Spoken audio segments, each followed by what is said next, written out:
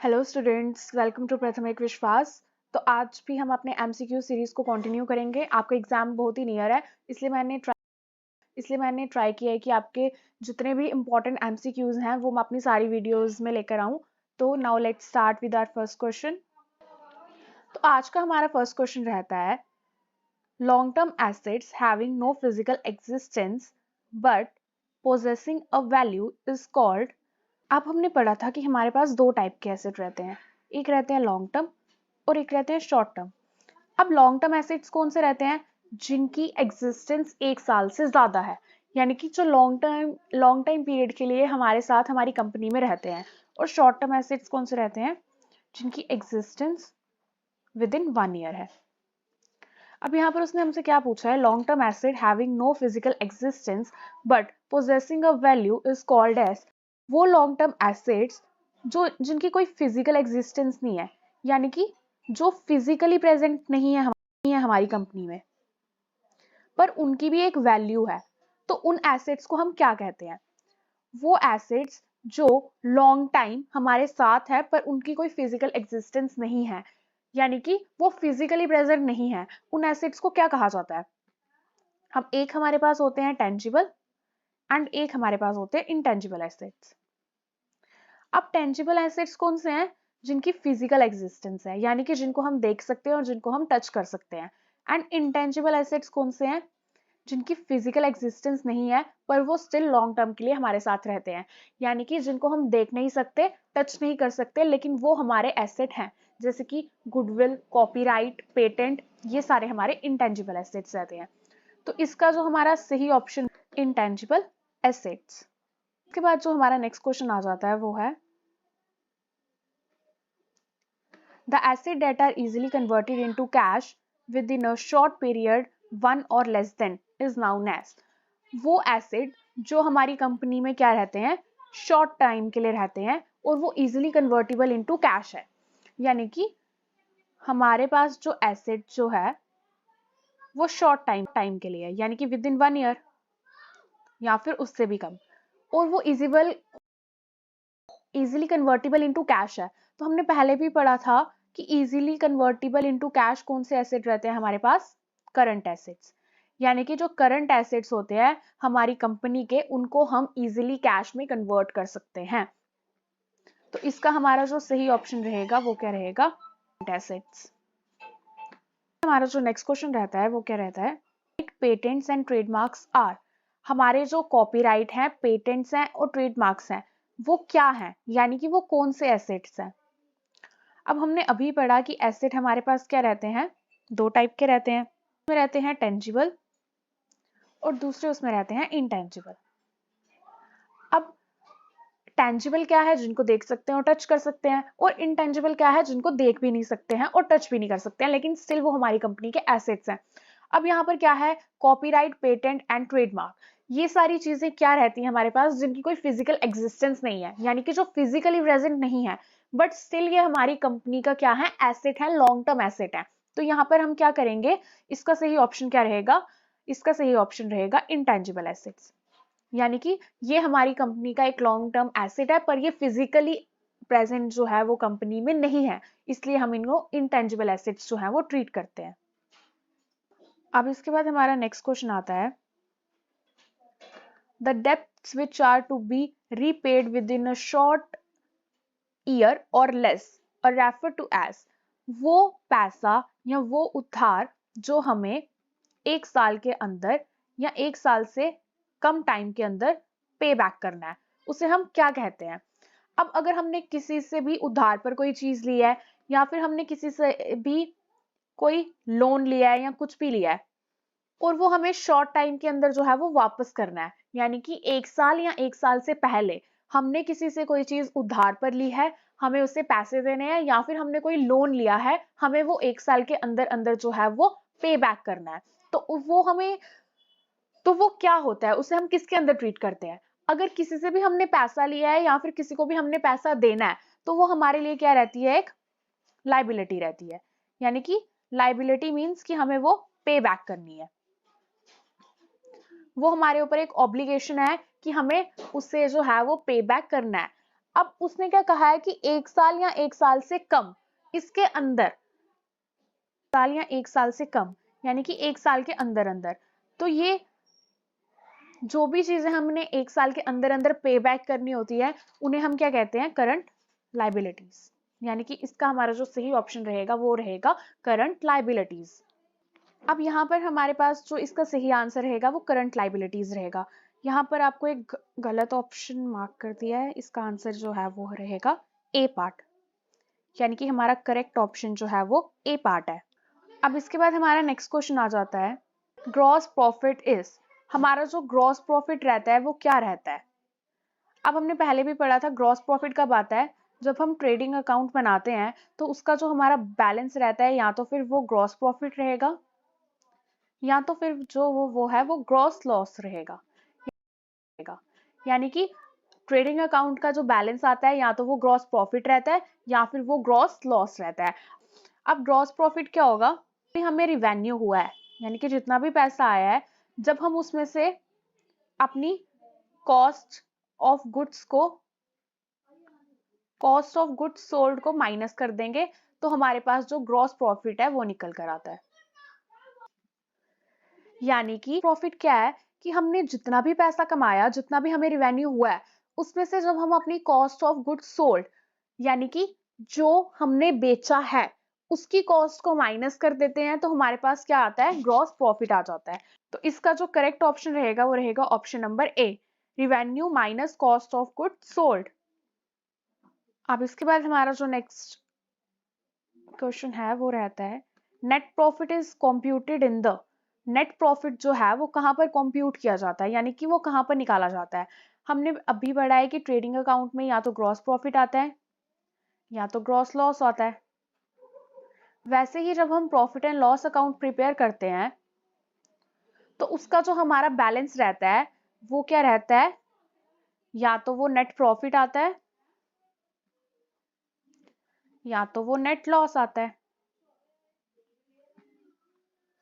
यानी कि हमारा जो इसका करेक्ट ऑप्शन है वो क्या रहेगा, प्रॉफिट एंड लॉस अकाउंट। क्योंकि जब भी हम profit and loss account prepare करते हैं, हमारे जितने भी इनडायरेक्ट एक्सपेंसेस हैं वो सारे उसमें लिखे जाते हैं और उसका जो हमारे पास बैलेंस आएगा या तो वो नेट प्रॉफिट आएगा या तो फिर वो नेट लॉस आता है। अब इसके बाद हमारा नेक्स्ट क्वेश्चन आ जाता है, the concept that owner are separate from the business and no personal transaction are recorded in the business is known as, वो कंसेप्ट जहां पर एक ऑनर जो है वो बिजनेस से अलग है। यानी कि हम क्या करते हैं, जब भी हम अकाउंटिंग करते हैं हम क्या मानते हैं कि हमारा जो बिजनेस है वो एक अलग आइडेंटिटी है और जो हमारा ऑनर है वो एक अलग आइडेंटिटी है। यानी कि ऑनर को अलग से ट्रीट किया जाता है और बिजनेस को अलग से ट्रीट किया जाता है। अब यहाँ पर हमसे क्या पूछा गया है, the concept that the owner are separate from the business and no personal transaction are recorded in the business is known as, कि हमारा जो ऑनर है वो बिजनेस से अलग है, हमारे ऑनर की और बिजनेस की आइडेंटिटी जो है वो डिफरेंट है, और जो भी पर्सनल ट्रांजेक्शन्स हैं ऑनर की वो बिजनेस ट्रांजेक्शन्स में रिकॉर्ड नहीं की जाएंगी। यानी कि बिजनेस ट्रांजेक्शन्स में हम सिर्फ वही ट्रांजेक्शन्स को रिकॉर्ड करते हैं जो कि हमारे बिजनेस में हुई है। यानी कि ऑनर की कोई भी पर्सनल ट्रांजैक्शन जो है वो बिजनेस में रिकॉर्ड नहीं की जाती है। और इस कंसेप्ट को क्या कहा जाता है, तो इस कंसेप्ट को कहा जाता है सेपरेट लीगल एंटिटी कंसेप्ट। यानी कि लीगली हमारा जो ऑनर है वो एक डिफरेंट आइडेंटिटी है लॉ की नजरों में, और हमारा जो बिजनेस है वो एक डिफरेंट आइडेंटिटी है। यानी कि दोनों को अलग अलग आइडेंटिटी के साथ जो है वो ट्रीट किया जाता है, इन दोनों को एक साथ नहीं लिया जाता। बिजनेस में सिर्फ बिजनेस की ट्रांजैक्शन आती है, ऑनर की कोई भी पर्सनल ट्रांजैक्शन जो है वो बिजनेस में नहीं आती है। अब इसके बाद हमारा जो नेक्स्ट क्वेश्चन आ जाता है वो आता है, the process of entering all transaction from journal to ledger is known as, हम जब जर्नल में सारी की सारी ट्रांजैक्शंस को रिकॉर्ड कर लेते हैं उसके बाद हम उसको किस में ट्रांसफर करते हैं, लेजर में। यानी कि जर्नल से जब ट्रांजैक्शंस लेजर में रिकॉर्ड की जाती हैं उस प्रोसेस को क्या कहा जाता है, क्या नाम दिया जाता है। अब यहाँ पर हमारे पास जो है वो 4 ऑप्शन है। First one is posting, second one is entry, third one is accounting and the last one is journal. तो जर्नल से जब ट्रांजैक्शंस को लेजर में, लेजर के डिफरेंट अकाउंट्स में जो है वो ट्रांसफर किया जाता है, उस प्रोसेस को नाम दिया जाता है पोस्टिंग। यानी कि इसका करेक्ट ऑप्शन हमारे पास जो रहेगा वो रहेगा पोस्टिंग। जब भी जर्नल से लेजर के अकाउंट में सारी ट्रांजैक्शंस को ट्रांसफर किया जाएगा उसे कहा जाता है पोस्टिंग इनटू द लेजर। अब इसके बाद हमारा जो नेक्स्ट क्वेश्चन आता है वो आता है the accounting process involve recording. Accounting process में किसकी रिकॉर्डिंग जो है वो रहती है, यानी कि किसकी रिकॉर्डिंग इन्वॉल्व है। अब हमारे पास यहाँ पर दो ऑप्शन है, third is both and the last one is none of the above. अब नॉन क्वांटिफिएबल इवेंट्स क्या होते हैं और क्वांटिफिएबल इवेंट्स क्या होते हैं। अब जो क्वांटिफिएबल इवेंट्स क्या होते हैं, which are related to money, वो सारी ट्रांजैक्शन जो किससे रिलेटेड है, मनी से रिलेटेड है। जो भी मनी से रिलेटेड है वो सारी क्वांटिफिएबल इवेंट्स में जो है वो रिकॉर्ड की जाती हैं, और जो भी नॉन क्वांटिफिएबल इवेंट्स है वो क्या होता है, वो सारी इवेंट्स जो कि मनी से रिलेटेड नहीं है। अब यहाँ पर उसने क्या पूछा है, the accounting process involve recording. Accounting में कौन सी रिकॉर्डिंग इन्वॉल्व है। अब हमने बहुत बार पढ़ा है कि अकाउंटिंग में सिर्फ क्वांटिफिएबल इवेंट्स को रिकॉर्ड किया जाता है, यानी कि जो भी ट्रांजैक्शन मनी से रिलेटेड है बिजनेस में उन्हीं को रिकॉर्ड किया जाएगा। यानी कि लेना और देना मनी का, जो भी मनी की वैल्यू में चीजें एक्सचेंज कर रहा है या फिर जो मनी के थ्रू चीजें एक्सचेंज कर रहा है, उन्हीं ट्रांजैक्शंस को हमारे बिजनेस में जो है वो रिकॉर्ड किया जाता है। यानी कि क्वांटिफिएबल इवेंट्स को ही रिकॉर्ड किया जाता है हमारे अकाउंटिंग प्रोसेस में। हमारा जो नेक्स्ट क्वेश्चन आ जाता है वो आता है in accounting economic events is known as. Accounting में जो इकोनॉमिक इवेंट्स होते हैं, यानी कि जो पैसे से रिलेटेड लेन देन होता है, उसे हम क्या कहते हैं। जब भी अकाउंटिंग में पैसे का लेना या देना रिकॉर्ड किया जाता है तो उस प्रोसेस को क्या कहा जाता है, ट्रांजैक्शंस। यानी कि give and take of money, लेना या देना पैसे का।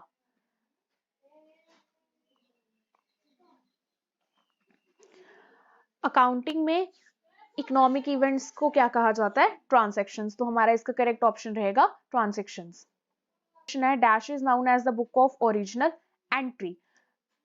किस बुक को जो है वो ओरिजिनल एंट्री बुक भी कहा जाता है, यानी कि इनमें से किसका नाम जो है वो बुक ऑफ ओरिजिनल एंट्री जो है वो रहता है।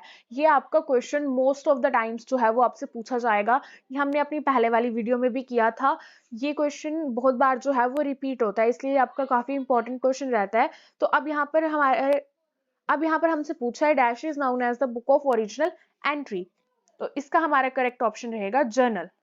Journal is known as the book of original entry, यानी कि सबसे पहले जो ट्रांजैक्शंस रिकॉर्ड किए जाते हैं वो जर्नल में किए जाते हैं, इसलिए जर्नल को जो है वो बुक ऑफ ओरिजिनल एंट्री भी कहा जाता है। और जर्नल का एक और नाम रहता है, वो क्या रहता है, डे बुक। यानी कि डे बुक भी जर्नल को ही कहा जाता है, जिसमें डे टू डे हमारे सारे ट्रांजैक्शंस जो है बिजनेस से रिलेटेड वो रिकॉर्ड किए जाते हैं। अब इसके बाद हमारा जो नेक्स्ट क्वेश्चन आता है वो क्या आता है, अकाउंटिंग इक्वेशन इज। हमारी जो अकाउंटिंग इक्वेशन है जो ड्यूल एक्सेप्ट प्रिंसिपल पर बेस्ड है, उससे का क्या फॉर्मूला है या फिर उसको कैसे लिखा जाता है। तो हमारी अकाउंटिंग इक्वेशन कहती है कि हमारे कंपनी में जितने भी एसेट्स हैं वो हमेशा कैपिटल प्लस लाइबिलिटी के इक्वल होंगे। जितने भी एसेट्स हैं कंपनी के वो कैपिटल प्लस लाइबिलिटी के इक्वल रहते हैं।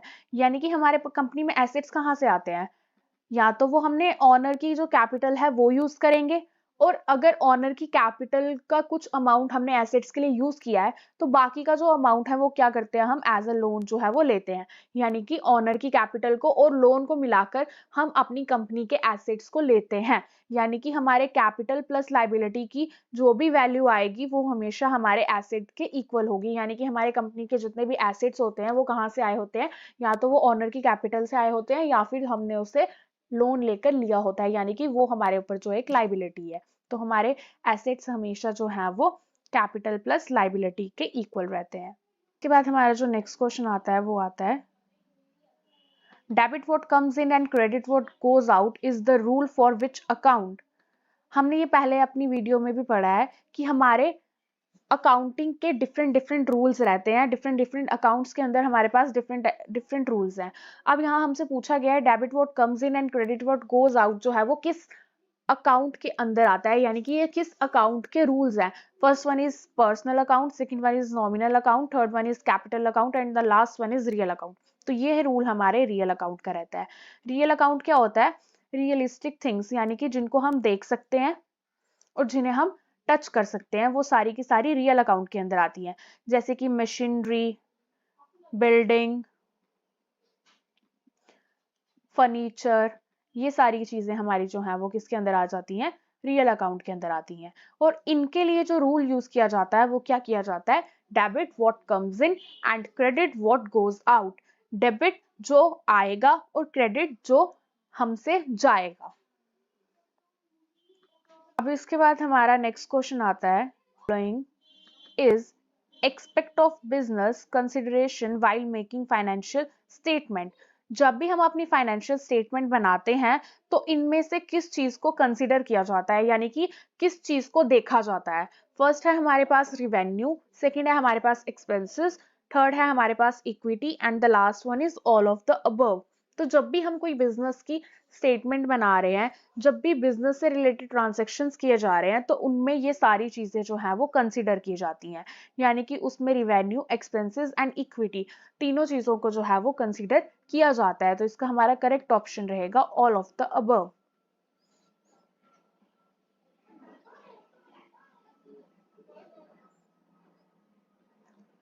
अब इसके बाद हमारे पास नेक्स्ट क्वेश्चन आ जाता है dash is known as the statement of financial position.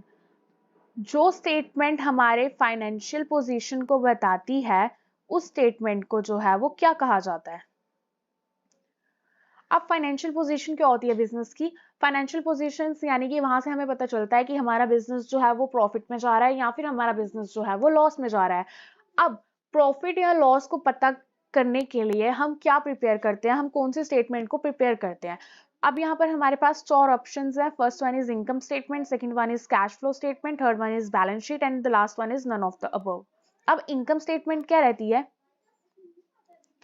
Income statement means profit and loss statement. Income statement में जो भी हमारे प्रॉफिट एंड लॉस रिलेटेड, यानी कि हमारी फाइनेंशियल परफॉर्मेंस से रिलेटेड जो भी चीजें हैं वो इनकम स्टेटमेंट के अंदर आएंगी। यहां से हमें अपनी फाइनेंशियल परफॉर्मेंस के बारे में जो है वो पता चलता है। अब इसके बाद है कैश फ्लो स्टेटमेंट। अब कैश फ्लो में क्या होता है? जितना भी हमारा कैश इनफ्लो होता है और जितना भी हमारा कैश आउटफ्लो होता है बिजनेस के टाइम पर, वो सारी चीजें जो है वो कैश फ्लो स्टेटमेंट के अंदर जो है वो रिकॉर्ड की जाती हैं। यानी कि जितना भी पैसा बिजनेस में आ रहा है और जितना भी पैसा बिजनेस से जा रहा है वो सारा का सारा कैश फ्लो स्टेटमेंट के अंदर आएगा।